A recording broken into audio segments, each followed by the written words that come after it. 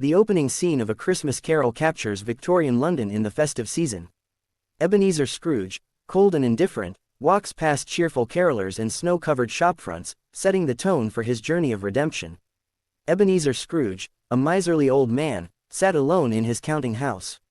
Outside, the city was alive with the cheer of Christmas Eve, but inside his office, the atmosphere was cold and bleak, mirroring Scrooge's heart. The weather outside was frightfully chilly, and a thick fog hung over the streets of London. Scrooge's clerk, Bob Cratchit, toiled away at his tiny desk, shivering as he tried to keep warm by the faint glow of a single coal. Scrooge, however, cared little for the discomfort of others. His sharp, curt demeanor was enough to discourage anyone from attempting to spread holiday cheer in his presence. "Humbug," Scrooge barked when his cheerful nephew Fred burst into the office, wishing him a Merry Christmas. To Scrooge, Christmas was nothing more than an excuse for idleness and frivolity. He dismissed Fred's invitation to join the family celebration and scorned his nephew's warmth and optimism. As the day wore on, two gentlemen entered the office to collect donations for the poor. Scrooge refused with disdain. "Are there no prisons? Are there no workhouses?" he sneered, suggesting that the destitute deserved their misery. The gentleman left, appalled by his callousness. When Cratchit timidly requested the day off for Christmas, Scrooge begrudgingly agreed, warning him to return early the next day. That evening, Scrooge returned to his dreary chambers, oblivious to the transformative journey that awaited him. Marley's ghost appears in Scrooge's dimly lit chambers, bound in heavy chains, delivering a chilling warning about the consequences of a life consumed by greed. Marley's ghost. As Scrooge settled into his quarters, strange occurrences began to unsettle him. The doorknocker on his front door seemed to morph into the face of Jacob Marley, his long-deceased business partner. Though shaken, Scrooge dismissed the vision as an overactive imagination. He lit a candle and climbed into bed, only to be disturbed by a loud clanging noise that echoed through his home. Marley's ghost, bound in heavy chains, appeared before him. The ghostly apparition was a sorrowful sight, with locks and ledgers trailing behind him, each link of the chain representing a lifetime of greed and selfishness. "I wear the chain I forged in life," Marley lamented, warning Scrooge that he too faced a similar fate unless he changed his ways. "You will be haunted by three spirits," Marley declared. "Expect the first when the bell tolls one." The ghost vanished, leaving Scrooge to ponder the chilling warning. The Ghost of Christmas Past reveals a poignant moment from Scrooge's lonely childhood, emphasizing the early seeds of his detachment from human connection. The Ghost of Christmas Past. As the clock struck 1, the first spirit appeared. The Ghost of Christmas Past was an otherworldly figure, glowing with a gentle light. It held a branch of holly in its hand and wore a tunic that shimmered like starlight. "Rise and walk with me," the spirit commanded, leading Scrooge out through the window. Scrooge found himself transported back to his childhood. He saw his younger self, a lonely boy left behind at school while others celebrated the holidays with their families. Scrooge's heart ached as he remembered the isolation and sadness of those years. The ghost then showed him happier times, his sister Fan's joyful arrival to bring him home for Christmas in a festive celebration at the warehouse of his former employer, Mr. Fezziwig. Fezziwig's generosity and kindness contrasted starkly with Scrooge's current miserly behavior. The ghost's next vision was bittersweet. Scrooge saw himself as a young man with his fiancée, Belle. Their love was strained by Scrooge's growing obsession with wealth. Belle eventually ended their engagement, leaving Scrooge heartbroken but too proud to admit his folly.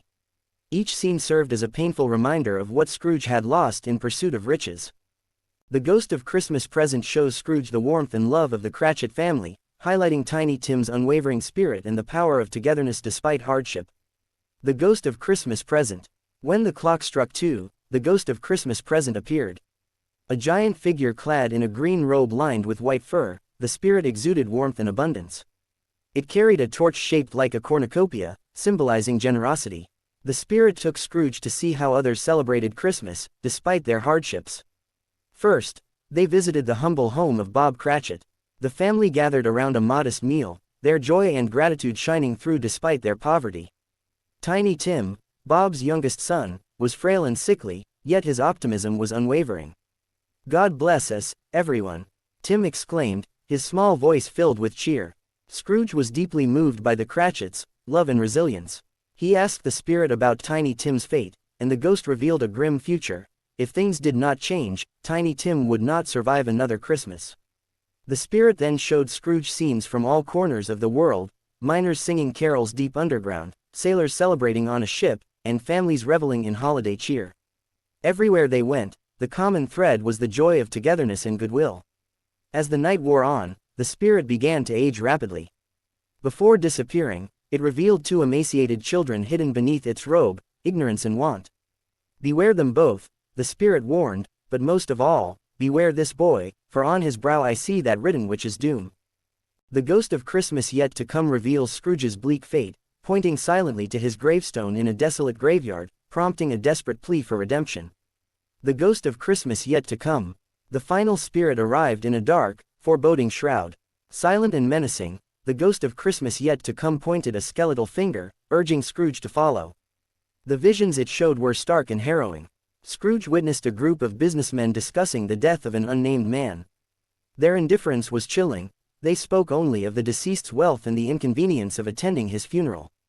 The ghost then led Scrooge to a pawnshop, where thieves bartered stolen goods taken from the dead man's house.